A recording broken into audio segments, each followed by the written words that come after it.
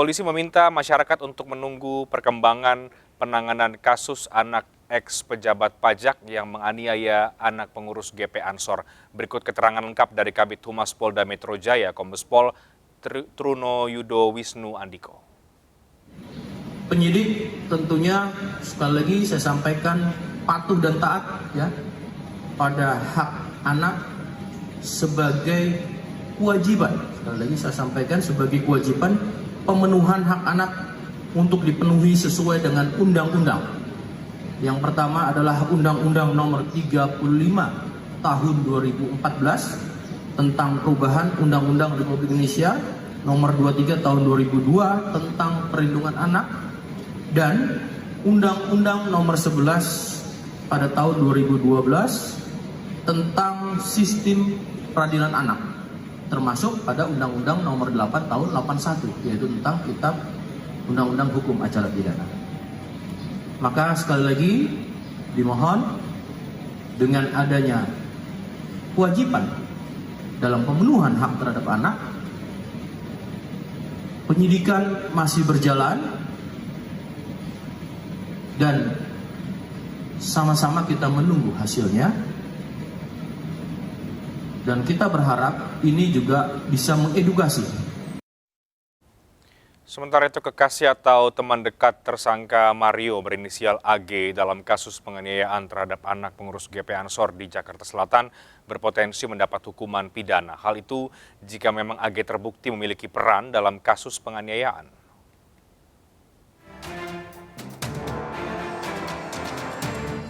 Setelah Polres Metro Jakarta Selatan menetapkan tersangka baru berinisial S yang merupakan teman Mario Dandi Satrio dalam kasus penganiayaan terhadap anak pengurus GP Ansor di Jakarta Selatan, kini kekasih atau teman dekat tersangka Mario berinisial AG justru membantah ikut merencanakan penganiayaan. Sementara sejumlah karangan bunga terpasang di depan Polres Metro Jakarta Selatan. Karangan bunga itu dikirim untuk mendukung pengungkapan kasus penganiayaan yang dilakukan anak mantan pejabat pajak Mario Dandi Satrio terhadap anak salah satu pengurus pimpinan pusat GP Ansor, D.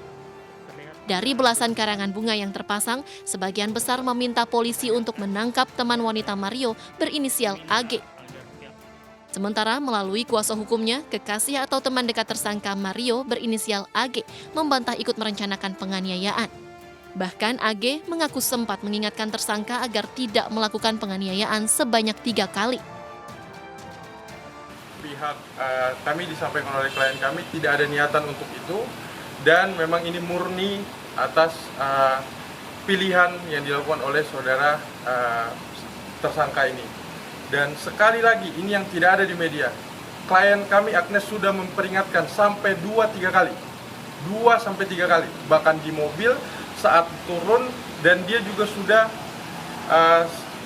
secara psikis diam. Akhirnya dia benar-benar menyampaikan ke kami bahwa pada saat saudara korban ini sudah tergeletak, dia bukan selfie, dia memegang kepalanya dan meminta pertolongan justru.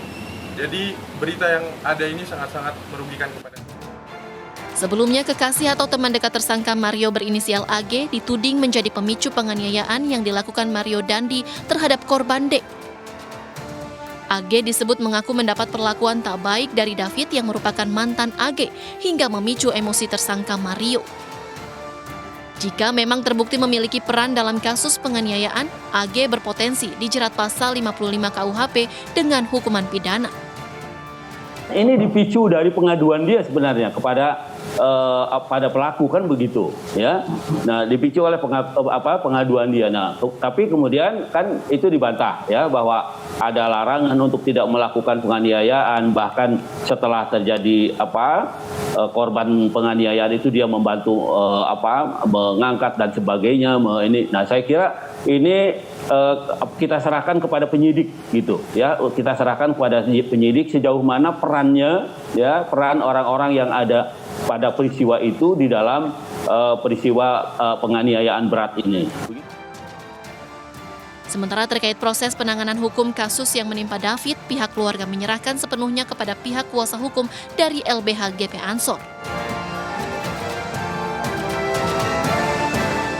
Dan untuk mengetahui update terkini mengenai kondisi korban penganiayaan yang dilakukan oleh anak ex pejabat Dirjen Pajak, kita terhubung dengan rekan Salam Rahmat di RS Mayapada, Jakarta. Salam, selamat malam. Seperti apa informasi terbaru terkait dengan kondisi David di Rumah Sakit Mayapada? Ya, baik, selamat malam Reinhardt dan juga pemirsa. Hingga saat ini dapat kami sampaikan juga bahwa kondisi David, korban penganiayaan yang dilakukan oleh mantan anak pejabat pajak yakni Mario Dandi Satrio, kondisinya kini sudah berangsur mulai membaik, di mana untuk ventilator sendiri ini sudah tidak lagi dipasang di tubuh ataupun juga di tubuh David sendiri, di mana dapat kami sampaikan juga bahwa hingga saat ini pun David ini masih menjalani proses atau juga perawatan intensif di ICU Rumah Sakit Mayapada Kuningan, Jakarta, di mana dari informasi terakhir yang kami dapatkan dari pihak keluarga yakni dari paman korban Rustam Hatala beberapa menit yang lalu, ini disampaikan bahwa kondisi progres dari kondisi David ini sudah berangsur mulai membaik jika dibandingkan pada hari, di mana pada hari ini untuk kesadaran David ini sudah memasuki 2/3, yang artinya untuk proses ataupun juga perkembangan pemulihan dari David ini ternyata jauh lebih cepat jika dibandingkan dengan perkiraan dokter sebelumnya. Sementara berdasarkan pemantauan yang kami lakukan hingga saat ini, pada siang hari tadi ini sempat didatangi juga untuk dijenguk, disambangi oleh kepala sekolah dan juga pengurus yayasan dari Pangudi Luhur, yang mana ini juga menyampaikan doa dan juga dukungannya bagi David dan juga keluarga. Dan tak lama berselang ini juga sempat hadir dari tim pengacara tersangka yakni dari Mario Dandi Satrio dengan pengacara Dolvi Rompas untuk menyampaikan permintaan maaf kepada keluarga dan juga David ini sendiri, yang mana namun dari pertemuan tersebut ini tidak ditemui adanya kesepakatan akan dilakukan permintaan maaf dari pihak tim pengacara tersangka, yang mana dari pihak keluarga ini tidak ingin bertemu terlebih dahulu dengan pengacara tersangka tersebut, yang mana ini disampaikan juga bahwa tadi dalam sesi wawancara kami bersama dengan paman korban ini disampaikan bahwa sebenarnya yang harus dilakukan pertemuan terlebih dahulu adalah pihak dari pengacara tersangka dengan pihak pengacara korban, bukan dari pihak pengacara tersangka langsung menemui dari pihak keluarga korban ini sendiri. Yang mana ini dapat kami sampaikan juga kepada Anda, Reinhardt dan juga pemirsa, bahwa setelah disambangi oleh dari tim pengacara tersangka, juga tadi hadir pula dari tim LPSK, dari wakil ketua LPSK maksud kami, yang dengan Brigjen Pol Ahmadi, ini juga turut hadir untuk diminta oleh pihak keluarga korban agar mendampingi dan juga mengawal kasus ini hingga tuntas, lantaran ingin meminta, keluarga korban meminta kepada LPSK lantaran David maksud kami ini posisinya sebagai korban yang teraniaya, yang mana ini dapat kami sampaikan juga bahwa dari pihak keluarga korban ini juga meminta agar seluruh pihak-pihak yang terkait ini diproses lebih lanjut oleh pihak kepolisian.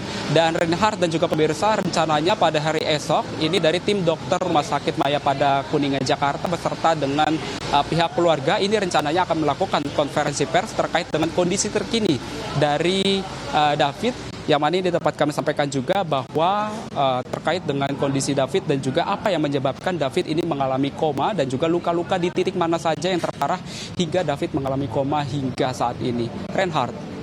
Salam Rahmat untuk informasi dari Anda langsung dari Rumah Sakit Mayapada di Jakarta. Dan kondisi David, korban penganiayaan anak mantan pejabat kantor pajak Jakarta Selatan, Mario Dandi Satrio, menunjukkan perkembangan yang positif.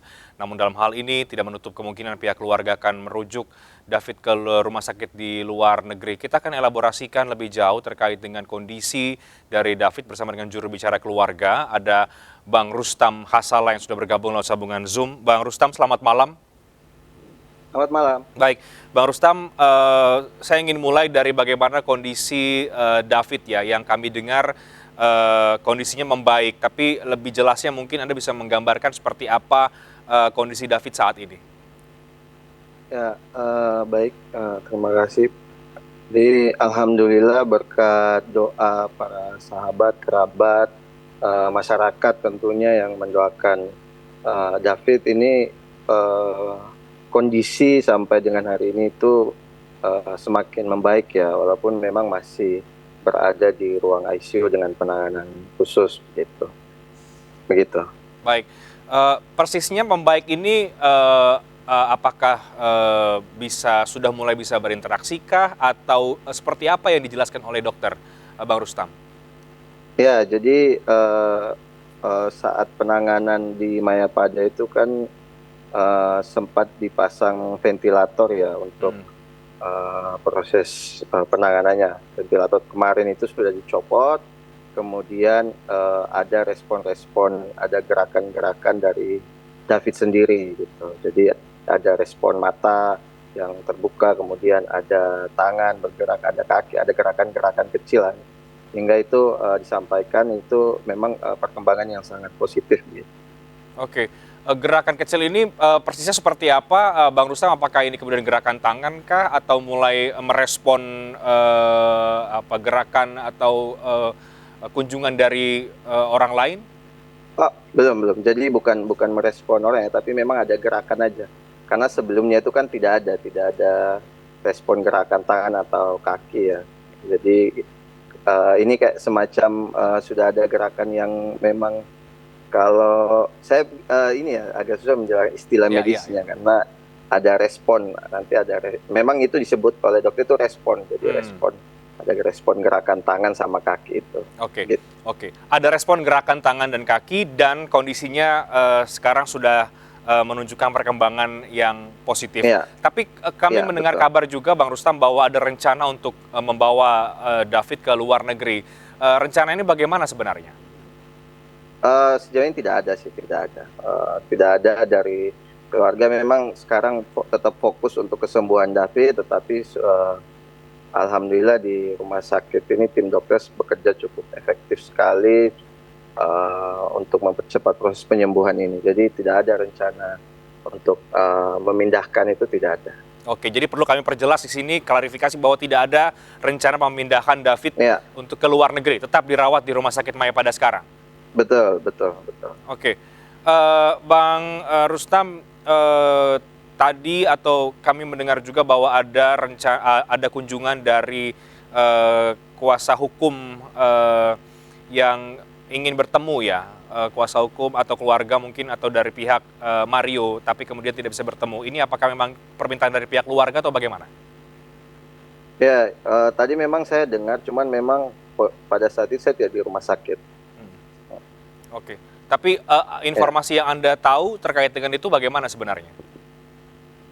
Kalaupun misalnya hadir ya seharusnya mungkin ketemu dengan tim LBH GP Ansor ya, bukan ke keluarganya aja, karena dia kan atas nama pendamping hukum, kuasa hukum dari tersangka gitu.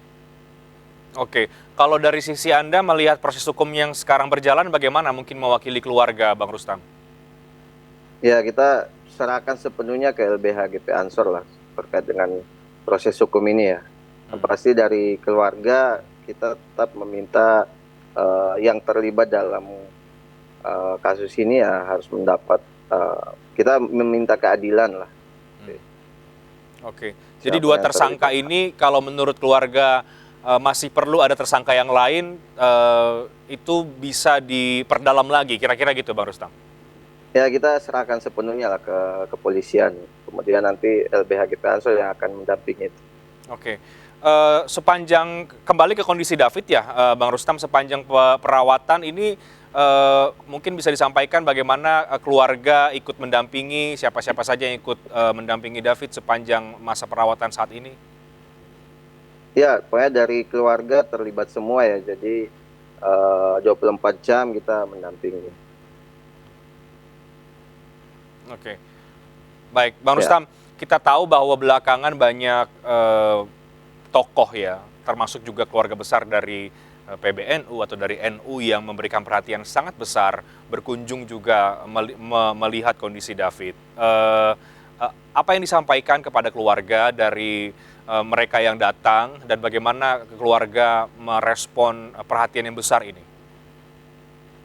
Ya, alhamdulillah memang salah satu efek yang luar biasa dari kesembuhan David ini adalah efek doa ya, doa dari semua pihak yang hadir, terutama keluarga besar NU, keluarga besar Ansor yang selalu mendoakan ini. Bahkan sampai hari ini kita selalu mendapat informasi bahwa ada yang terus mendoakan David.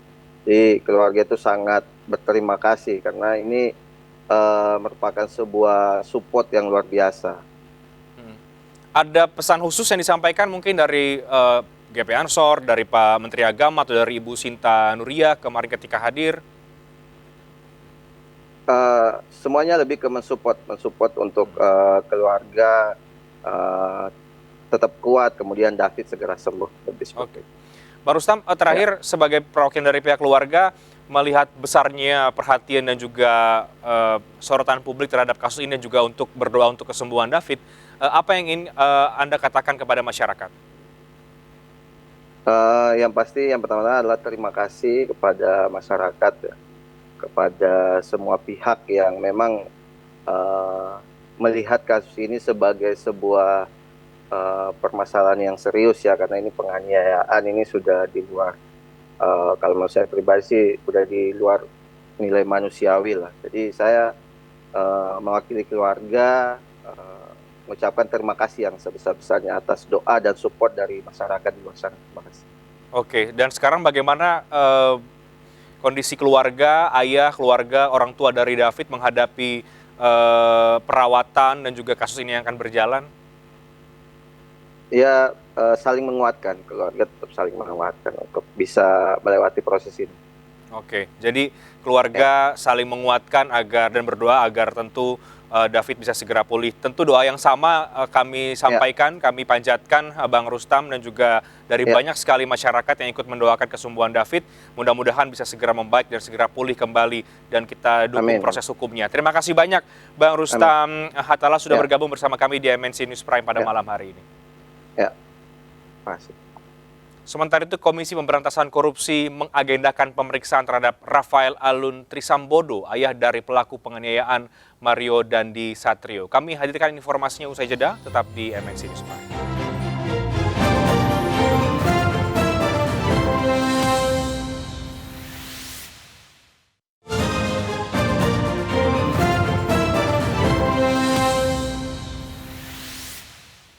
Rafael Alun Trisambodo, ayah tersangka penganiaya terhadap David, diketahui memiliki aset di Sulawesi Utara. Sementara itu, tak berselang lama beredar foto Dirjen Pajak Suryo Utomo yang mengendarai motor gede atau moge.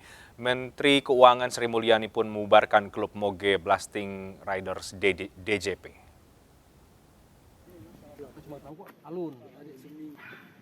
Usai aksi pamer kekayaan Mario Dandi Satrio di media sosial, harta fantastis sang ayah Rafael Alun Trisambodo pejabat Ditjen Pajak disoroti publik. Rafael ternyata juga merupakan pemilik perumahan elit di Minahasa Utara. Perumahan elit dan 200 unit rumah dibangun sejak 17 tahun lalu. Meski belum pernah bertemu pemilik rumah, namun saat proses kredit rumah, warga diberitahu pemilik rumah adalah Rafael Alun Trisambodo. Sekitar 10 tahun lalu, owner dari kawasan ini adalah Pak Rafael Alun Trisambodo. Total harta Rafael dalam LHKPN mencapai 56,1 miliar rupiah, naik 35 miliar rupiah dalam 11 tahun. Terdiri dari tanah dan bangunan 16,42 miliar di Jakarta, Sleman hingga Manado. 2 kendaraan senilai 450 juta rupiah. Harta bergeraknya mencapai 420 juta rupiah, surat berharga 1,51 miliar rupiah, serta giro setara dengan kas 684 juta rupiah. Namun kendaraan Rubicon dan motor gede Harley Davidson tidak tertera dalam LHKPN. Padahal merujuk pada PP nomor 15 tahun 2019, gaji Rafael Alun Trisambodo maupun Eselon 3 Ditjen Pajak berkisar minimal 40,14 juta rupiah hingga maksimal 51,6 juta rupiah per bulan. Yang terdiri dari gaji pokok Eselon 3, tunjangan kinerja untuk pejabat struktural Eselon 3. Menko Polhukam Mahfud MD meminta sumber harta kekayaan Rafael Alun Trisambodo diselidiki. Hukum pidana sudah jalan, hukum administrasi sudah jalan juga, karena bapaknya sebagai pejabat Kementerian Keuangan itu sudah diberhentikan dan kemudian minta mengundurkan diri. Tapi menurut saya mengundurkan diri itu tidak menghilangkan proses hukum. Menko Polhukam meminta agar LHKPN yang dilaporkan Rafael diselidiki dan penegakan hukum dilakukan tanpa pandang bulu.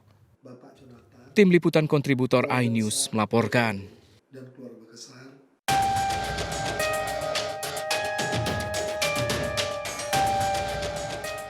Buntut pamer harta keluarga Rafael Alun Trisambodo hingga viral di media sosial, warga kembali menyoroti foto Dirjen Pajak Suryo Utomo mengendarai motor besar. Foto Dirjen Pajak mengendarai motor besar ini pun viral di media sosial menuai beragam kritikan. Menyikapi polemik ini melalui unggahan di media sosialnya, Menteri Keuangan Sri Mulyani membubarkan klub Moge Blasting Riders DCP. Blasting Riders merupakan komunitas pegawai pajak penyuka motor besar. Sri Mulyani menilai hobi dan gaya hidup mengendarai moge menimbulkan persepsi negatif masyarakat dan menimbulkan kecurigaan mengenai sumber kekayaan para pegawai Ditjen Pajak. Bahkan meski moge tersebut diperoleh dari uang halal dan gaji resmi karena melanggar azas kepatutan. Sri Mulyani juga meminta Dirjen Pajak Suryo Utomo menjelaskan dan menyampaikan kepada publik jumlah harta kekayaan serta dari mana sumbernya seperti yang dilaporkan melalui LHKPN. Sebelum fotonya mengendarai moge viral, Dirjen Pajak Suryo Utomo juga sempat menyayangkan aksi pamer harta pejabat pajak dan keluarganya. Saya mengecam segala tindak kekerasan maupun gaya hidup mewah dan sikap pamer harta yang dilakukan oleh pegawai Direktorat Jenderal Pajak dan keluarganya yang dapat menggerus tingkat kepercayaan terhadap integritas institusi dan memberi stigma negatif terhadap seluruh jajaran Direktorat Jenderal Pajak yang berjumlah lebih dari 45.000 pegawai.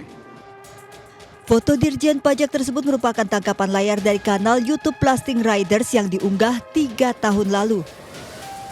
Namun kanal YouTube Blasting Riders saat ini sudah tidak ditemukan dalam pencarian. Dari Jakarta, Tim Liputan iNews melaporkan. Dan Komisi Pemberantasan Korupsi mengagendakan pemeriksaan terhadap Rafael Alun Trisambodo, ayah dari pelaku penganiayaan Mario Dandi Satrio terkait dugaan harta tidak wajar dalam LHKPN. Dan untuk membahasnya kita sudah bergabung bersama dengan Mbak Ipi Mariati, juru bicara dari KPK. Selamat malam Mbak Ipi. Malam Mas Rafael. Baik. Mbak Ipi, langsung saja KPK kami dapatkan informasi akan memanggil Rafael Alun Trisambodo untuk mengklarifikasi terkait dengan harta kekayaannya. Apa yang ingin digali? Ya, jadi benar bahwa tadi pagi kami telah melakukan pertemuan dengan Kementerian Keuangan terkait dengan koordinasi langkah pemeriksaan lanjutan. Dan KPK juga telah mengirimkan surat undangan untuk klarifikasi pada hari Rabu tanggal 1 Maret 2023 ini. Apa kemudian yang akan diklarifikasi? Tentu yang akan diklarifikasi adalah daftar isian harta yang telah dilaporkan oleh yang bersangkutan di dalam LHKPN-nya. Baik, Mbak Ipi, apakah sudah ada konfirmasi dari yang bersangkutan dalam hal ini Pak Rafael bahwa ia akan hadir atau bagaimana? Konfirmasi untuk kehadiran kami belum dapatkan, tapi kami telah menerima tanda terima bahwa surat undangan KPK telah diterima oleh yang bersangkutan. Oke, Kita Mbak Ipi. berharap tentu yang ya. bersangkutan besok akan memenuhi undangan KPK. Oke, Mbak Ipi tentu ingin mengklarifikasi terkait dengan harta kekayaannya. Ini apakah memang berangkat dari kasus yang sekarang, oke tentu mungkin ada pengaruhnya ya kasus yang sekarang mencuat, tapi selama ini temuan KPK berdasarkan laporan LHKPN terhadap yang bersangkutan seperti apa? Ya, jadi saya pikir begini, saya pikir masyarakat juga perlu untuk kemudian memahami mekanisme yang kita sebut dengan pemeriksaan ataupun klarifikasi di dalam laporan harta kekayaan penyelenggara negara. Sebagai salah satu tools pencegahan korupsi, LHKPN ini mendorong kepada wajib lapor, yaitu para penyelenggara negara ataupun wajib lapor lainnya, begitu yang dimandati oleh undang-undang untuk menyerahkan LHKPN-nya kepada KPK. Tujuannya sekali lagi adalah untuk transparansi dan sebagai wujud transparansi atau akuntabilitas para penyelenggara negara ini kepada publik. Itu yang pertama yang ingin kami sampaikan, begitu ya. Yang kedua, bahwa memang penyelenggara negara selain wajib menyampaikan, dia juga kemudian wajib untuk bersedia diperiksa harta kekayaannya sebelum, selama, dan setelah menjabat. Itu juga harus diingat. Nah, yang ketiga ya, sekali lagi ini adalah juga prinsip dari LHKPN, bahwa KPK tidak mempermasalahkan harta yang besar, begitu ya, dari seorang penyelenggara negara. karena kenaikan nilai harta kekayaan itu adalah sesuatu yang wajar dan mungkin terjadi. Namun demikian, apa yang kemudian KPK lakukan dalam proses pemeriksaan ini adalah bagian dari untuk mengecek begitu ya, untuk memastikan apakah kenaikan tersebut kemudian adalah sesuatu yang wajar. Yang berikutnya yang kami juga perlu sampaikan bahwa proses pemeriksaan di dalam konteks LHKPN ini sebetulnya ada dua macam. Yang pertama, kami lakukan verifikasi administratif dan validasi atas pengisian harta kekayaan yang kami lakukan kepada seluruh LHKPN yang disampaikan oleh para penyelenggara negara kepada KPK. Setiap tahunnya kami menerima sekitar 385.000 LHKPN. Yang kedua, kemudian ingin saya sampaikan bahwa di dalam proses verifikasi administratif ini yang kami lakukan adalah mengecek kebenaran isian daftar harta yang disampaikan, kemudian kelengkapan dokumen yang harus disampaikan, yaitu berupa surat kuasa atas nama penyelenggara negara, atas nama pasangan, dan juga atas nama anak yang masih berada dalam tanggungan. Jika kemudian kami temukan dalam pengisian harta tersebut yang dilaporkan, misalnya ada data yang katakanlah aneh begitu ya, misalnya pada kolom nilai hanya tertulis Rp1 gitu. Nah, ini kami khawatirkan ada kekeliruan dalam proses pengisian. Sehingga kemudian ketika kami temukan data yang tidak sesuai seperti itu, maka kami akan menghubungi penyelenggara terkait untuk melengkapi ataupun memperbaiki LHKPN-nya. Sebaliknya jika sudah lengkap dan isiannya sudah wajar, kemudian kami akan terbitkan dan publikasikan itu melalui situs ilhkpn.kpk.go.id di mana masyarakat dapat mengakses. Yang kedua adalah jenis pemeriksaan yang kita sebut dengan pemeriksaan yang sifatnya lebih substantif. Pemeriksaan itu untuk memenuhi yang pertama biasanya permintaan dari pihak tertentu. Misalnya untuk kebutuhan penegakan hukum, atau untuk kebutuhan pengawasan, atau juga untuk kebutuhan khusus tertentu misalnya dalam proses seleksi jabatan dan sebagainya. Kemudian juga pemeriksaan substantif itu apa yang dilakukan? Nah, dalam proses pemeriksaan substantif ini, kami kemudian dapat melakukan penelusuran atau pengecekan terhadap harta-harta yang didaftarkan di dalam LHKPN tersebut. KPK dengan bekerja sama kepada sejumlah instansi, maka kemudian dapat melakukan penelusuran secara elektronik. Atas aset tersebut. Misalnya, terkait dengan kepemilikan tanah dan bangunan, maka KPK dapat melakukan penelusuran secara elektronik kepada instansi BPN. Terkait dengan transaksi keuangan misalnya, kami juga dapat kemudian melakukan penelusuran kepada lembaga perbankan dan lain sebagainya. Baik Mbak Ipi, terakhir Mbak Ipi singkat, jadi KPK belum bisa memastikan apakah ini harta kekayaannya tidak wajar atau belum ya, karena ini masih dianalisis dan juga diperiksa nanti kepada yang bersangkutan.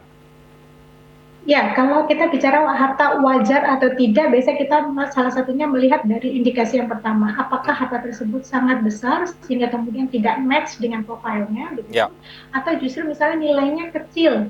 Nah, ini juga kemudian menjadi pertanyaan. Misalnya, sementara kita tahu bagaimana perjalanan karir ataupun jabatan yang diembannya, maka ini kemudian patut diduga begitu ya, ada sesuatu yang perlu dijelaskan lebih lanjut. Apakah misalnya kecil karena tidak semua hartanya dilaporkan, atau terlalu besar misalnya, apakah memang terjadi peningkatan yang signifikan karena penambahan harta atau penambahan nilai dan lain sebagainya.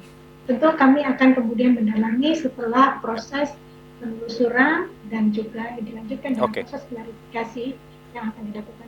Baik, Mbak Ipi, kita akan tunggu nanti bagaimana hasil pemanggilan KPK dan juga pendalamannya terkait dengan nama Rafael Alun Trisambodo. Tapi terima kasih untuk klarifikasi dan juga waktunya terkait dengan rencana pemanggilan ini. Terima kasih banyak Mbak Ipi Mariati, Jubir KPK, sudah bergabung bersama dengan kami di MNC News Prime. Selamat malam. Partai Amanat Nasional melempar isyarat akan mendukung duet Ganjar Erick Thohir. Bagaimana peluang keduanya di Pilpres 2024? Kami hadirkan dialognya usai jeda berikut.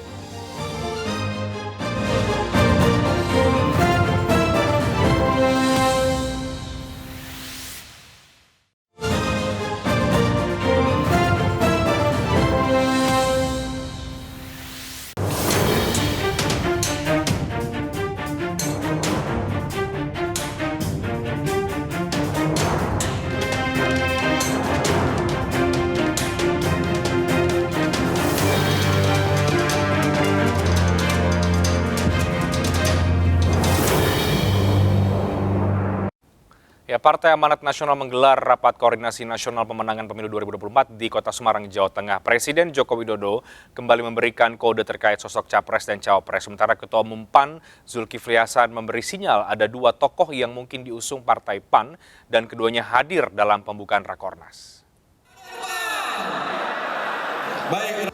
Para kader dari Partai Amanat Nasional dari berbagai daerah memenuhi lokasi Rakornas PAN yang berlangsung di Kota Semarang, Jawa Tengah.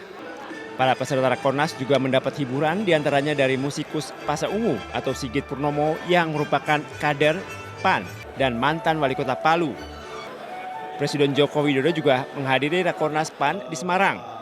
Tampak pula hadir Menteri BUMN Erick Thohir dan Gubernur Jawa Tengah Ganjar Pranowo. Kedua nama tokoh ini muncul sebagai pasangan bakal calon capres dan cawapres yang digadang-gadang pada Rakernas PAN beberapa waktu lalu. Ketua Umum Partai Amanat Nasional Zulkifli Hasan menyatakan bakal calon capres dan cawapres belum akan dideklarasikan. Namun ia memberikan sinyal siapa tokoh yang punya peluang.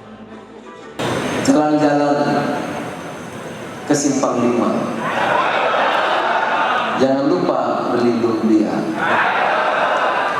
Kalau Pak Ganjar dan Pak Erik sudah bersama, insya Allah Indonesia tambah jaya. Sementara dalam sambutannya, Presiden Joko Widodo menyatakan tidak akan mengabsen nama-nama capres dan cawapres dalam Rakernas PAN. Namun Jokowi hanya mengingatkan partai politik berhati-hati dalam memilih koalisi dalam pemilu mendatang. Sehingga sekali lagi kerjasama itu penting, koalisi itu penting, jangan salah memilih koalisi.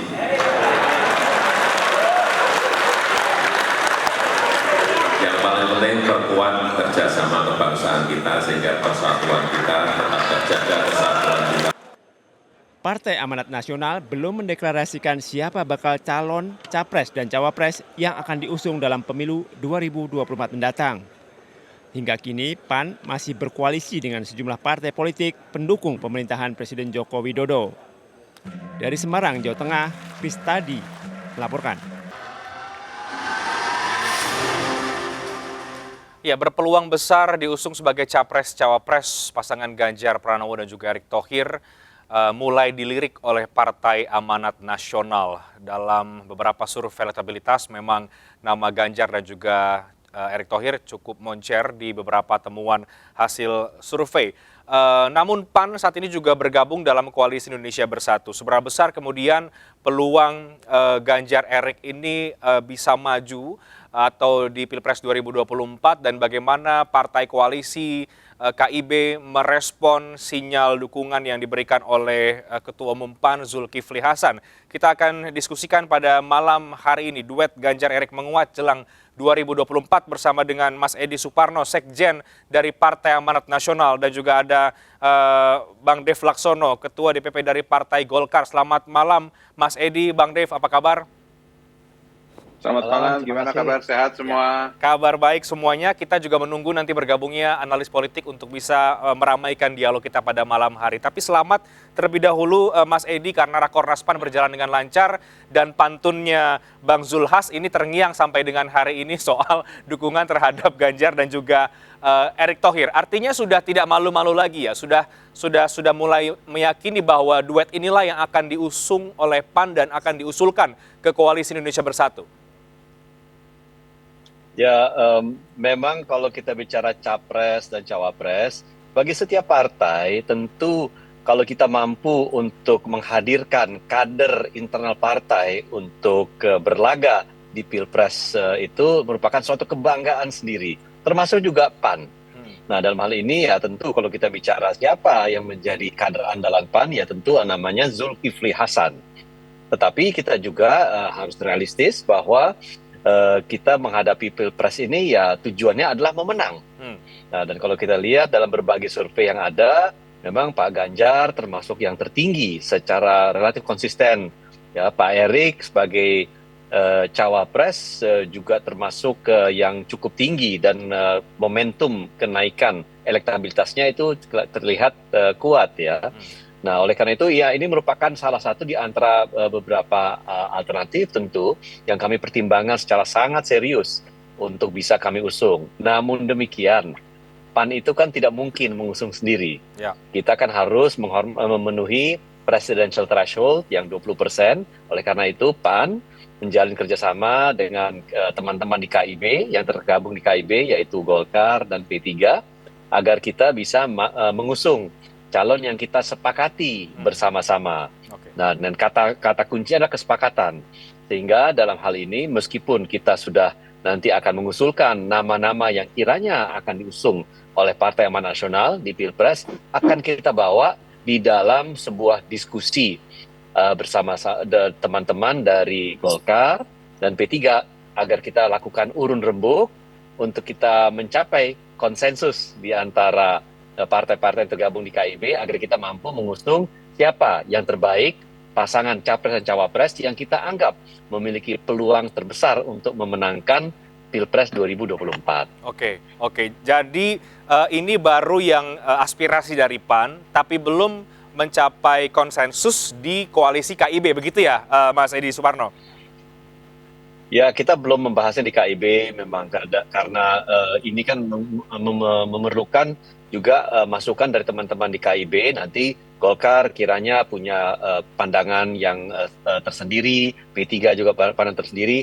Pokoknya ujung-ujungnya kita akan duduk bersama untuk kita urun rembuk. Kata kuncinya di sini urun rembuk untuk menemukan formula terbaik siapa yang kiranya akan kita usung nanti. Oke, saya ke Mas Dev. Mas Dev, yang jelas Golkar. Ya.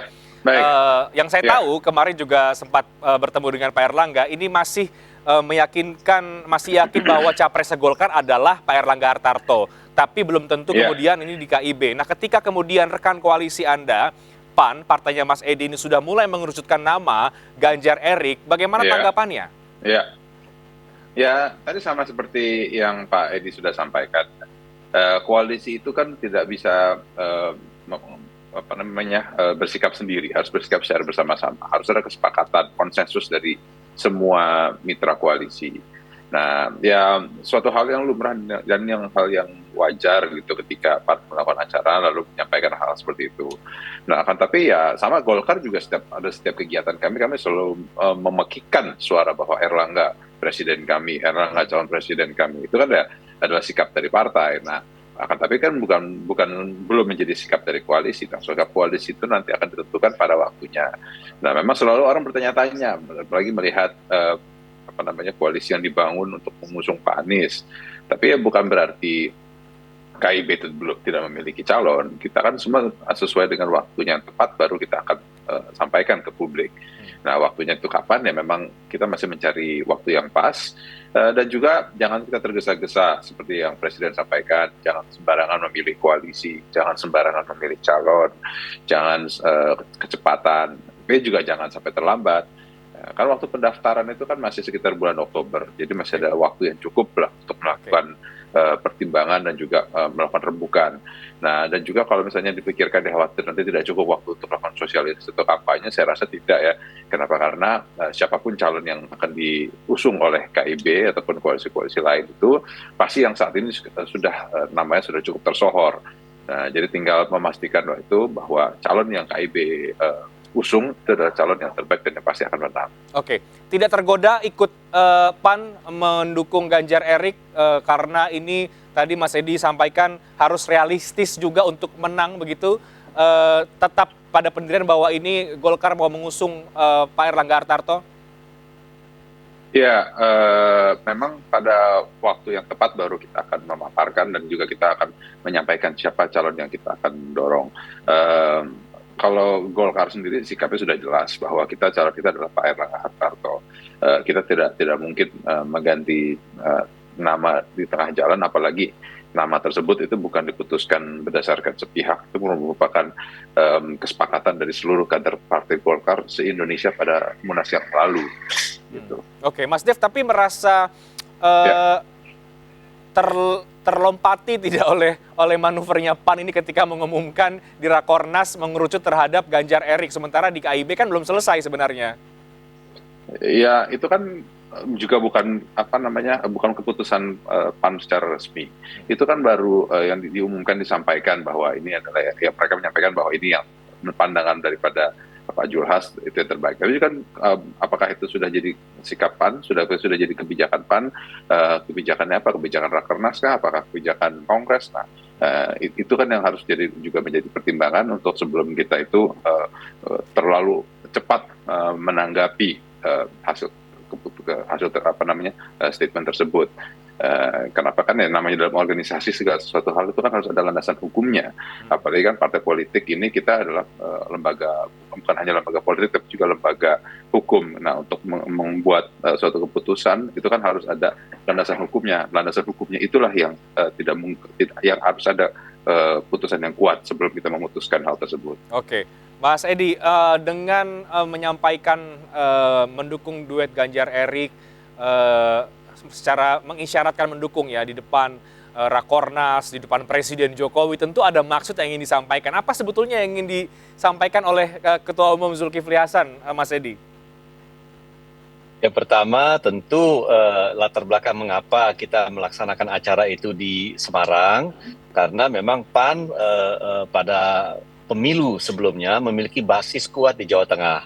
Tapi basis itu dalam pemilu 2019 itu boleh dibilang menjadi lemah, sehingga kita ingin memaksimalkan, membangkitkan kembali semangat kader-kader di Jawa Tengah sehingga kita laksanakan di Semarang. Bahkan Pak Zulkifli Hasan pun akan pindah dapil dari Lampung yang merupakan tempat tinggal dan tempat lahir dan dapil Pak Zul akan pindah menjadi dapil Semarang. Nah, itu bukti bahwa Pak Zul akan menguatkan dan menyemangati teman-teman yang ada di Jawa Tengah.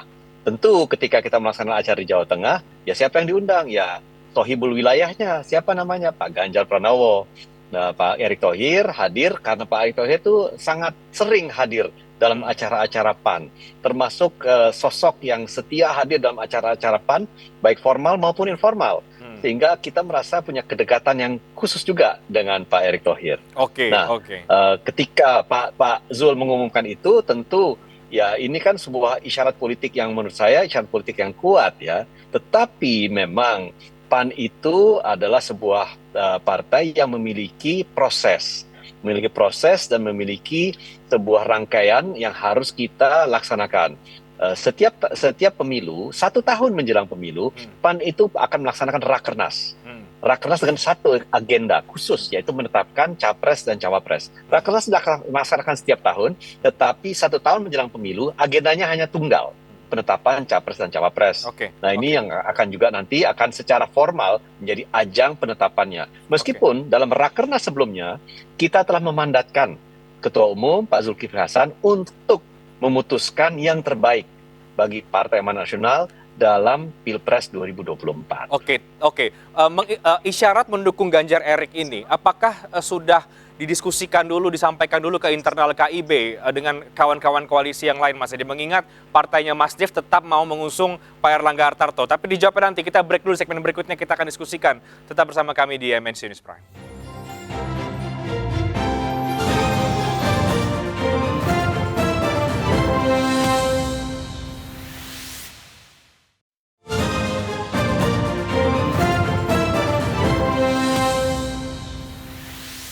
Ya, saya lanjutkan diskusinya masih bersama dengan Mas Edi Suparno, Sekjen PAN, dan juga Mas Dev Laksono, Ketua DPP Partai Golkar, dan bergabung juga Kang Ujang Komarudin, analis politik. Selamat malam, Kang Ujang. Selamat malam, Bang Rehat, Bang Dev, dan Bang Edi. Ya, kita lanjutkan lagi diskusi Bapak-Bapak. Saya sekarang ke Kang Ujang. Kang Ujang tentu mencermati bagaimana dinamika Rakornas PAN kemarin, sehingga kita bisa melihat ada strategi PAN melirik Ganjar Erik untuk 2024. Apa yang Anda baca dari pernyataan Bang Zulhas ini, Kang Ujang? Saya sudah prediksi sejak lama ya, kalau PAN itu akan mencari figur atau tokoh yang memang layak jual, yang ingin menang. Saya pernah bertemu dengan Pak Zulhas ya di bulan Ramadan tahun lalu gitu. Dan saya juga pernah hadir dan diundang ketika Zulhas Award di Perpustakaan Nasional. Ketika itu memang tadi kata Bang Edi Suparno, Pak Erik sangat dekat. Jadi saya sih menganalisa sangat sederhana dan simpel saja. Kalau PAN itu kalkulasinya, hitung-hitungannya adalah mencari figur atau tokoh yang memang berpotensi untuk menang. Pertama itu. Yang kedua, kenapa tadi soal Jawa Tengah? Ya memang Jawa Tengah itu pertaruhan PAN ya, ketika PAN tidak mendapatkan satu kursi pun ketika pemilu 2019 yang lalu. Jadi ya harus berdarah-darah juga untuk mendapatkan kursi di situ. Yang ketiga yang menjadi persoalan adalah ketika nama itu muncul, ya Erik, katakanlah Ganjar Erik itu, tentu ini kan menjadi sesuatu yang harus dibahas di KIB. Karena bagaimanapun tadi secara formal PAN mengatakan belum kok, kan masih berproses. Tetapi kalau kita bicara soal, mohon maaf ya, kita bicara etika koalisi, tentu harus ada pakem-pakem yang harus diikuti sesama partai koalisi itu. Tetapi dari ujung semua ini nanti itu kan Golkar tadi sangat jelas, sangat clear sudah punya capresnya sendiri, Pak Erlangga. Lalu P3 juga nanti mungkin akan mengusulkan siapa paket pasangannya, seperti PAN lah kira-kira seperti itu. Nah, memang ketika pendaftaran masih sekitar 8 bulan lagi ya, di bulan Oktober kurang lebih 2023, maka proses di KIB ini masih proses yang dinamis, masih berkembang, masih jalan, dan saya meyakini ya tadi Bang Edi katakan bahwa ya PAN ya saya melihatnya rasional saja akan mendukung siapa yang menang. Oke. Nah oleh karena itu ya nanti yang menjadi persoalan saya menilai Bang Rehat, ya nanti Pak Erlangga mau kemana kalau seandainya paket ini jadi gitu. Apa saya melihat begini, Pak Erlangga itu hasil Munas dan hasil Rapimnas telah dikukuhkan sebagai capres Partai Golkar. Ketika nama itu tidak muncul dalam Rakornas PAN, kan ini menjadi persoalan sebenarnya. Sebenarnya bukan nanti saja dibahas secara formal, nanti kok di ujung saja. Tetapi ini indikasi-indikasi bahwa sesungguhnya ya tadi setiap partai punya dukungan masing-masing. Tetapi memang ujungnya ya harus dimusyawarahkan secara mufakat ya dalam konteks koalisi KIB ini. Bagaimanapun pasti P3 punya jagoannya, Golkar punya jagoannya, PAN punya jagoannya. Nah terlepas dari itu semua, ya nanti dimusyawarahkan dengan cara ya kekeluargaan lah kira-kira seperti itu. Kang Ujang, jadi Anda melihat nanti ini ujungnya akan bagaimana sikap Golkar begitu ya, sikap Golkar, sikap Pak Erlangga, apakah akan menerima duet ini misalnya atau punya hitung-hitungan yang lain? Ya Golkar tentu punya harga diri ya, punya marwah sebagai partai yang paling besar ya, dengan jumlah suara jumlah kursi parlemen kedua terbesar ya di parlemen. Artinya di antara PAN, di antara P3, Golkar paling tinggi. Bargainingnya cukup kuat dalam konteks koalisi KIB. Oleh karena itu seandainya Pak Airlangga misalkan mohon maaf gitu ya, sudah mati-matian ingin menjadi capres tapi sulit, ya paling tidak kan cawapres harus dapat kan begitu.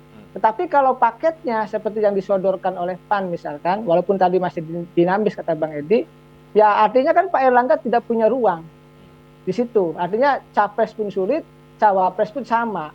Padahal kalau dalam konteks usul fikih gitu saya sebutkan malayudrakukulu, kalau tidak dapat capresnya ya cawapresnya gitu.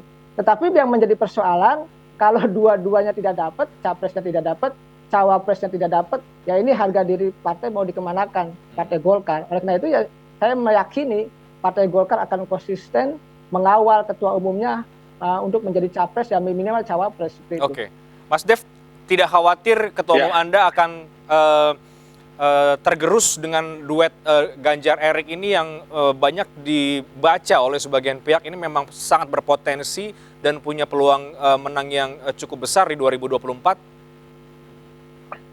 Gini, ini kan semua masih dinamis ya. Masih ada cukup waktu yang cukup panjang. Memang tidak terlalu panjang lagi, tapi cukup panjang lah dari sekarang sampai dengan pendaftaran. Jadi masih banyak yang bisa berubah. Kita kan juga masih melihat banyak faktor ya. Faktor misalnya potensi lawan itu siapa saja. Lalu kesepakatan antara KIB itu bagaimana. Nah, ya hal ini yang harus menjadi pertimbangan sebelum itu kita membuat suatu keputusan. Tapi di atas segala-galanya, sikap Partai Golkar, sikap politik Partai Golkar selaku organisasi politik yang berbadan hukum, kita telah melalui proses organisasi untuk memutuskan Pak Erlangga. Nah itu kan nggak bisa semena-mena dibuang begitu saja, karena kita kan memiliki anggaran dasar, anggaran rumah tangga yang mengatur hal-hal strategis, apalagi berkaitan dengan pencapresan. Nah, jadi ya itu yang harus menjadi pegangan kita sebelum kita tuh melanjut ke hal yang lain. Akan tapi kalau ditanya bagaimana sikap Golkar, sampai saat ini tidak ada perubahan. Pak calon presiden kita tetap Pak Erlangga Hartarto, dan dinamika yang ada di luar itu ya namanya dinamika politik. Dan itu kan baru-baru sikap masing-masing saja, belum berubah menjadi satu kebijakan organisasi bahkan. Nanti ketika itu sudah dirembukan di dalam keputusan KIB, baru kita bicara hal yang lain. Tapi ketika ada rekan satu koalisi yang mengusung nama yang berbeda dengan apa yang diusung oleh partai Anda, apalagi sebagai partai partai besar dalam koalisi ini, tidakkah ini kemudian cukup merugikan bagi Golkar? Nah, merugikannya bagaimana? Apakah maksudnya dampak kepada elektabilitas? Kan enggak juga. Kan nanti pemilunya kan baru nanti berbarengan. Kecuali pemilu dengan pilpres itu ada di dua waktu yang berbeda kan enggak. Pemilunya kan bersamaan. Jadi sebelum secara KIB itu sudah memutuskan ya berarti masih masih sangat fluid lah segala macam hal. Tapi ya kita akan terus berjuang sampai dengan titik terakhir bahwa Pak Erlangga itu adalah calon presiden kita. Oke. Karena itu juga sesuai dengan hasil dari Munas ya, Mas Dev. Iya. Oke, Mas Edi, pertanyaan tadi menggantung. Sudah berkomunikasikah dengan partai yang lain, P3, Golkar, ketika mau mengisyaratkan mendukung nama Ganjar Erik? Saya kira secara teratur, secara berkesinambungan, para ketua umum itu berdialog. Pak Zul, Pak Erlangga, ya, Pak Mardiono itu melakukan diskusi secara berkesinambungan. Dan saya kira juga cepat atau lambat atau bahkan sudah ada komunikasi di antara beliau-beliau ini. Nah, oleh karena itu saya tidak terlalu khawatir karena jaringan komunikasi di antara beliau-beliau itu sangat lancar ya. Jadi saya kira tidak perlu ada keraguan bahwa komunikasi dan diskusi yang selama ini terjalin dengan baik antara para partai di dalam KIB itu akan tetap berjalan baik ke depannya. Dan kembali lagi kita juga tahu bahwa tidak ada hal yang pasti. Tidak ada hal yang pasti sampai dengan kita membubuhkan tanda tangan kita di dalam sebuah SK untuk mengusung si A dan si B dan mendaftarkannya di KPU. Jadi ya isyarat bahkan pernyataan verbal pun itu masih bisa berubah sampai dengan adanya pendaftaran di KPU. Oke, jadi Anda mau katakan bahwa antar ketua umum sudah mengetahui sebetulnya rencana dan juga dukungan-dukungan yang akan diberikan, seperti misalnya isyarat yang diberikan PAN, artinya Anda mau katakan Pak Erlangga, Pak Mardiono sudah mengetahui soal itu? Enggak, secara konseptual apa yang telah kita sepakati di KIB adalah bahwa masing-masing partai itu tentu memiliki proses internal, memiliki independensi, memiliki preferensi yang dilaksanakan di internal mereka untuk mengusung calonnya. Tetapi apapun yang nanti akan kita formalkan, sikap resmi KIB itu menjadi hasil dari urun rembuk yang dilaksanakan oleh para ketua umum di dalam KIB melalui sebuah proses. Jadi ini nanti pasti akan menuju ke arah sana. Makanya saya bilang ini bagian dari sejumlah tahapan yang akan ditempuh nanti oleh masing-masing partai yang tergabung dalam KIB untuk kemudian kita mencapai konsensus atau mufakat itu. Oke, Bapak, ada satu benang merah yang saya tangkap soal capres-cawapres terutama dari KIB ya, dari Golkar dan juga PAN. Ini saya sudah tanya ke Pak Erlangga, saya juga tanya juga Pak Zul Hasan. Jadi benang merahnya adalah sama-sama menunggu restu dari Presiden Jokowi. Itu juga disampaikan oleh Pak Zulhas kemarin, menunggu bagaimana panglima tertingginya Pak Presiden Jokowi. Artinya ini akan duet Ganjar Erik ini akan juga menunggu bagaimana arahan dari Presiden Jokowi, Mas Edi?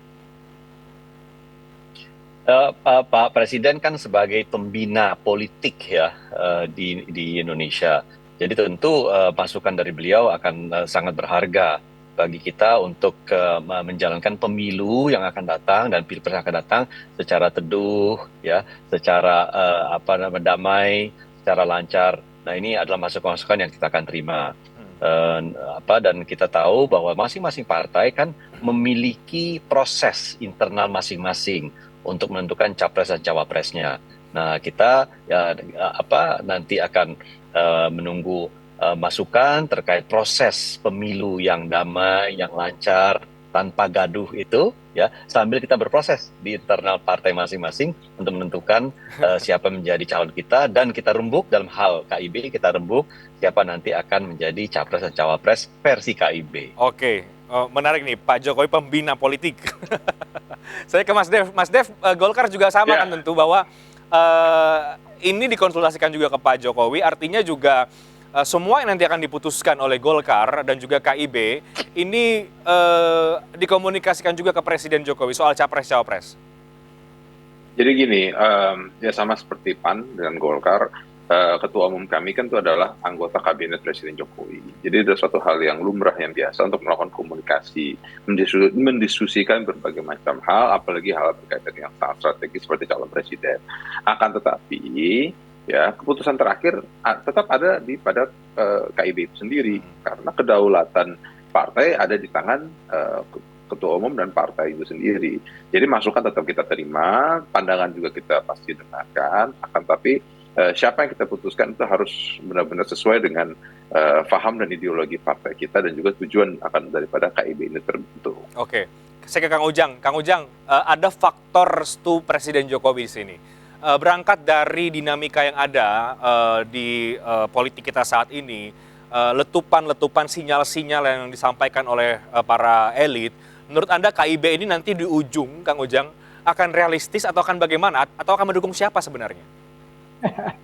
Ya, menarik ya. Pertama, tentu kalau berpolitik harus rasional. Yang kedua, tentu pilihannya untuk menang kan. Yang ketiga, saya melihat terkait dengan restu Pak Jokowi ini kan sudah dikatakan juga oleh Pak Erlangga ketika HUT Partai Golkar yang ke-58 yang mengatakan soal capres-cawapres itu yang menunggu arahan Pak Jokowi. Jadi saya meyakini gitu ya, ini kompromi antara Pak Jokowi dengan partai-partai yang ada di KIB, Golkar, PAN, dan P3. Saya rasa itu hal yang bagus saja kalau kompromi ada. Yang penting jangan intervensi kan itu. Kalau diskusi kompromi antara tadi Pak Jokowi dengan KIB itu hal yang positif, yang bagus, mencari desain capres-cawapres atau perjodohan capres-cawapres yang memang layak untuk bisa menang. Itu yang paling penting. Tetapi kalau yang agak repot kalau intervensi ini berbahaya. Contoh yang paling nyata misalkan kemarin, mohon maaf ini kritikan saya Pak Suharto Monoarfa gitu. Itu kan diganti juga karena persoalan hal soal capres pencapresan begitu. Nah, itu ada indikasi intervensi kekuasaan di situ. Nah, belajar dari itu, maka saya meyakini ya KIB itu ya saya mengatakannya ya kompromi saja. Ibaratnya deal-deal saja dengan Pak Jokowi mana yang memang pantas, yang layak untuk dicapres-cawapreskan sehingga memang menang. KIB itu kan kekuatannya cukup luar biasa ya. Dan jangan lupa koalisi jagoan dideklarasikan pertama kali ketika yang lain belum berkoalisi. Tetapi misalkan kalau nanti jagonya itu mohon maaf tidak layak untuk jual, ini menjadi persoalan. Saya meyakini lah ketua umum parpol dan kader-kader ya seperti petinggi Golkar, PAN, dan P3 juga memahami betul kebatinan partai masing-masing juga. Yang kedua juga pasti akan berkompromi kalau bahasa saya ya dengan Pak Jokowi itu untuk mencari formula terbaik terkait dengan siapa yang akan diusung untuk memenangkan Capres 2024 nanti. Oke, jadi nanti akan kompromi. Tapi sebelum sampai ke sana, justru partainya Mas Edi ini sudah mulai melangkah, ini juga sudah mulai melirik Jawa Tengah, menjadikan Semarang sebagai lokasi Rakornas. Bahkan Bang Zulhas akan pindah dapil ke Jawa Tengah. Saya sudah dikabari sejak Ramadan yang lalu ketika saya bertemu dengan Pak Zulhas, ketika saya diundang gitu, bahwa saya akan di dapil Jateng 1 kalau nggak salah, ya Semarang begitu katanya. Karena ya saya udah katanya siap lahir batin untuk menang di situ. Jadi saya tidak aneh dan tidak heran ketika misalkan Rakornasnya ada di Jawa Tengah. Ya kepentingannya kepentingan taktis saja terkait dengan persoalan PAN yang harus mendapatkan kursi di Jawa Tengah tersebut. Oke, sekarang terakhir ke masing-masing, Mas Steve dan juga Mas Edi. Saya ke Mas Edi dulu. Jadi setelah kemudian mengisyaratkan dukungan untuk Ganjar Erik, apalagi yang akan dilakukan oleh PAN dan juga akan mulai melirik Jawa Tengah begitu sebagai untuk mengembalikan kursi yang sempat hilang? Hakikat sebuah partai politik adalah untuk menguatkan kehadirannya di parlemen. Jadi bagi kami, fokus utama kami adalah pemenangan pemilu. Nah, karena pemilu itu berbarengan dengan pilpres, ya tentu kita akan juga bekerja untuk memenangkan capres dan cawapres yang akan kita usung. Tetapi fokus utama kami hari ini adalah bagaimana PAN bisa memenangkan pemilu. Nah tentu nanti juga kita dengan teman-teman koalisi yang lain akan fokus juga untuk mengerucutkan siapa yang menjadi capres dan cawapres kita. Dengan jadwal yang kita tentukan sendiri, strategi yang kita miliki sendiri, kita tidak merasa terlambat, tidak merasa harus terburu-buru karena teman-teman lain sudah mengumumkan kiranya capres mereka. Ya, kita punya schedule sendiri dan kita akan tentukan nanti pada saatnya yang tepat siapa yang menjadi capres cawapres kita. Oke, kalau Mas Dev bagaimana dari Golkar meyakinkan bahwa teman-teman koalisi yang lain bahwa ketua umum Anda ini realistis, rasional, bisa berpeluang menang di Pilpres di tengah partai-partai koalisinya yang lain, ini punya nama-nama yang lain juga ternyata. Ya, itu hal yang lumrah lah. Kalau perlu nanti kita umumkannya di Solo aja biar tambah seru lagi nanti kan. Jadi kalau kita itu ada namanya masing-masing partai membuat satu gimmick political sound bites itu ya, itu hal yang biasa. Apalagi kita ini masuk dalam tahun politik kan, semuanya selalu untuk menaikkan elektabilitas dan popularitas kita sendiri, baik kita individu sebagai caleg nantinya atau apalagi kita lagi mengawal calon presiden kita. Jadi yang penting itu persaingan politik itu tetap sehat, jangan sampai ada lagi politik-politik identitas ya yang bisa menyebabkan polarisasi dan perpecahan bangsa, dan juga pemilunya itu nanti berlangsung dengan baik, dengan hikmat, dan juga kita bisa meneruskan dan melanjutkan program pembangunan pemerintahan hari ini untuk membangun Indonesia yang lebih baik dan lebih kuat ke depan. Oke, jadi kalau terakhir kalau kemudian Mas Edi Suparno dan kawan-kawan dari PAN mulai mengisyaratkan dukungan Ganjar Eri, sekali lagi Golkar menanggapinya santai-santai saja, Mas Dev. Ya, nothing yang to be worry about dulu lah. Ini kan kita masih komunikasi. Saya masih sama Bang Edi masih bisa ngobrol, saya masih bisa WA-an. Antara ketua umum juga masih saling komunikasi. Jadi tidak ada yang terputus, tidak ada yang saling memusuhin. Dan juga kalau saya nggak lupa persisnya, tapi dalam waktu dekat juga akan ada kegiatan-kegiatan KIB lagi. Oke. Kita akan tunggu nanti siapa yang kemudian dalam kurun waktu beberapa bulan ini akan diusung oleh KIB, atau mungkin ada manuver dinamika politik yang lain karena semuanya belum final, belum cair, tapi menarik untuk kita diskusikan. Tapi terima kasih banyak waktunya Mas Edi Suparno, Mas Sekjen, Mas Dev Laksono, Ketua DPP dari Partai Golkar, dan juga terima kasih Kang Ujang, analis politik, sudah berdiskusi bersama dengan kami pada malam hari. Selamat malam, sehat selalu. Terima kasih. Selamat malam. Kami akan segera kembali dengan sejumlah informasi lain, tetap di MNC News Prime.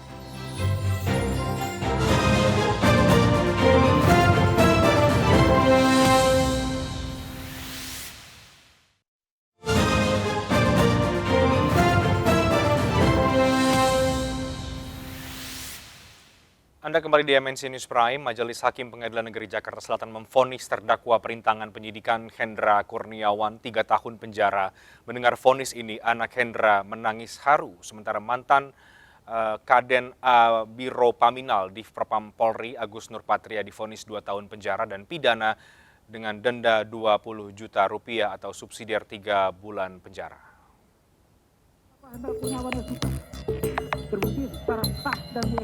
Mantan Karo Paminal Propam Polri Hendra Kurniawan divonis 3 tahun penjara dan denda 20 juta rupiah subsidiar 3 bulan kurungan penjara.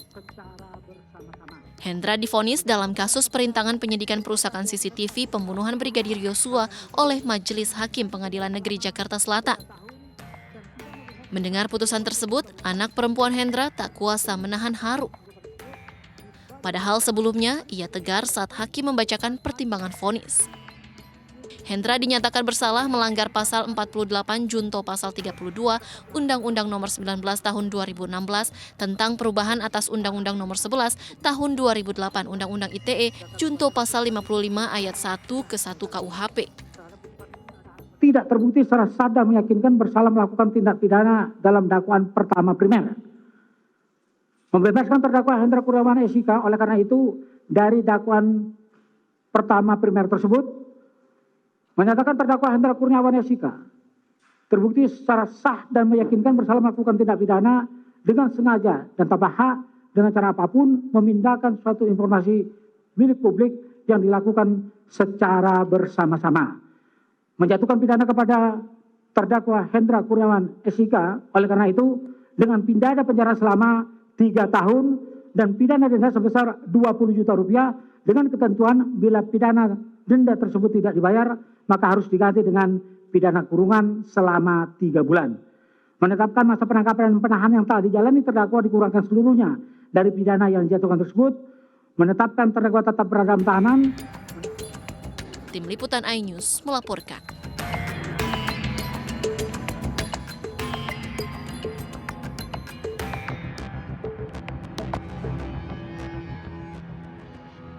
Terhadap saudara, terhadap putusan ini ada hak saudara untuk terima.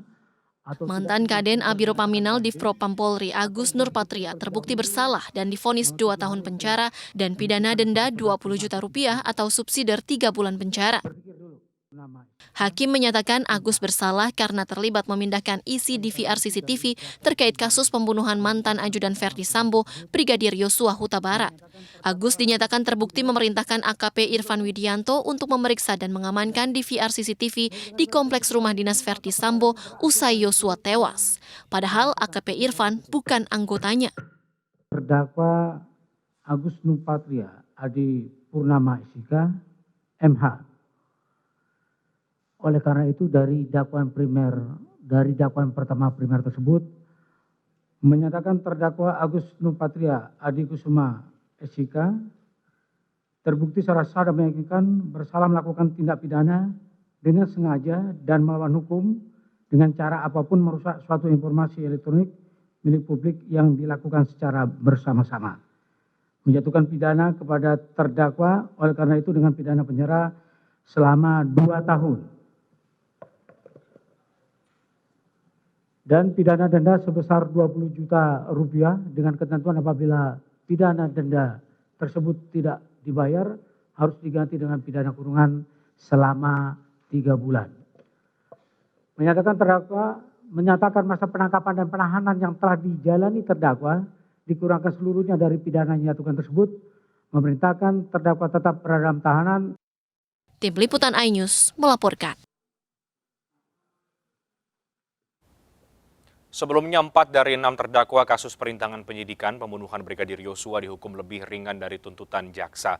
Terdakwa dalam kasus ini dinilai membuat perintangan menjadi sempurna.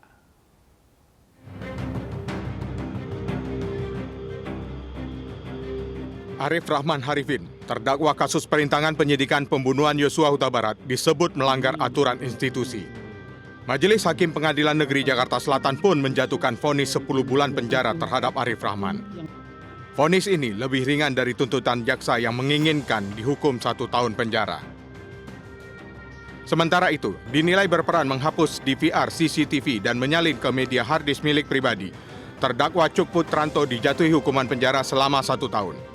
Vonis untuk Cuk Putranto ini juga lebih rendah dari tuntutan jaksa dengan hukuman pidana 2 tahun penjara. Hukuman yang sama juga diputuskan oleh Majelis Hakim kasus perintangan penyidikan pembunuhan Yosua untuk terdakwa Baikuni Wibowo. Sebelumnya, Baikuni diminta jaksa penuntut umum agar dijatuhi pidana penjara selama 2 tahun. Sedangkan terdakwa Irfan Widianto dinilai hakim terbukti ikut serta melakukan obstruction of justice. Atas perbuatannya itu, Majelis Hakim memvonis Irfan dengan hukuman penjara selama 10 bulan. Vonis yang dijatuhkan Majelis Hakim ini juga lebih ringan dari tuntutan jaksa dengan pidana penjara 1 tahun. 6 terdakwa dalam kasus perintangan penyidikan pembunuhan Brigadir Yosua telah dijatuhi hukuman pidana penjara oleh Majelis Hakim. Ke-6 terdakwa itu disebut membuat perintangan penyidikan menjadi sempurna. Sesuai dengan skenario yang dirancang oleh mantan Kadif Propam Verdi Sambo yang mendapat laporan pelecehan yang dialami oleh istrinya Putri Chandrawati. Terpidana kasus pembunuhan berencana Brigadir Yosua Huta Barat, Richard Eliezer, hari ini dipindahkan dari Rutan Mabes Polri ke Lapas Salemba, Jakarta Pusat. Hal ini dilakukan karena status Eliezer sebagai justice collaborator Pelaksanaan eksekusi hukuman pidana di lapas dilakukan guna menjamin hak-hak Eliezer yang sekarang berstatus terpidana. Dalam proses pemindahannya, Eliezer mendapat pengawalan ketat dari pihak Kejaksaan Negeri dan LPSK. Ia divonis 1,5 tahun penjara dalam kasus pembunuhan Yosua. Sidang kode etik memutuskan untuk menerima Eliezer kembali dalam pangkuan Mabes Polri.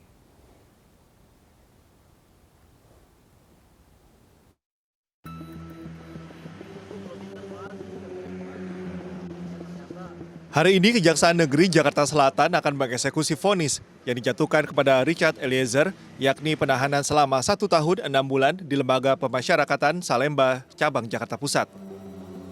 Pelaksanaan eksekusi hukuman pidana di Lapas Salemba untuk menjamin hak Eliezer yang sekarang berstatus terpidana. Sementara itu, sebelumnya Direktorat Jenderal Pemasyarakatan Ditjenpas Kemenkumham menyatakan siap berikan remisi tambahan untuk Richard Eliezer.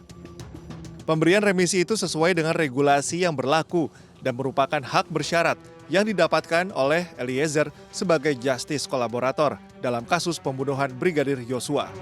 Kita memang hak itu memang ada tercantum di Permenkumham nomor 7 tahun 2002 tentang syarat dan tata cara pemberian hak bersyarat. Di antaranya salah satunya pemberian remisi. Gitu.